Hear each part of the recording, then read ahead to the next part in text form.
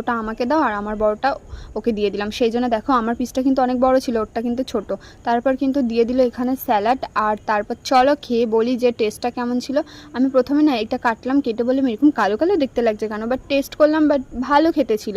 তারপর আমি আমার হাজব্যান্ডকে বললাম দেখি তো তুমিও ছেড়ো, দেখলাম যে ওরটাও কিন্তু কালো কালো, বাট আমি জানি না কেন এরকম ফিশ কবিরাজি কালো লাগছে। তো তারপর ও একটু খেয়ে নিল। তারপর দিয়েছিল এখানে নান, আর নানের পর কিন্তু এখানে চলে এসেছিলো চানা, যেটা আমি মানে পনির চানা ছিল, যেটা আমি খেতে একদমই ভালোবাসি না। পনির খেতে ভালোবাসি বাট চানা না। আরে এই দেখো সর্বনাশ কাকে বলে, এত গরম, তার উপর জেনারেটরের ব্যবস্থা ছিল কি ছিল না আমি জানি না, তার মধ্যে গিয়েছে কারেন্ট চলে।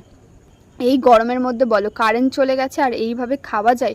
আর সব থেকে বড় কথা, যে যেখানে ছিল দেখো অবস্থা, সবাই সবার কিন্তু ফোনের ফ্ল্যাশ জ্বালিয়ে নিয়েছে আর সবাই চুপচাপ বসে আছে। আমরা ভাবলাম যে কারেন্ট এলে তারপর দেবে। আর ক্যাটারিংয়ের ছেলেগুলোর অবস্থা দেখো, তার মধ্যে ভাত দিয়ে দিল আর এরপর কিন্তু ডালটাও এখানে দিয়ে দেবে। মানে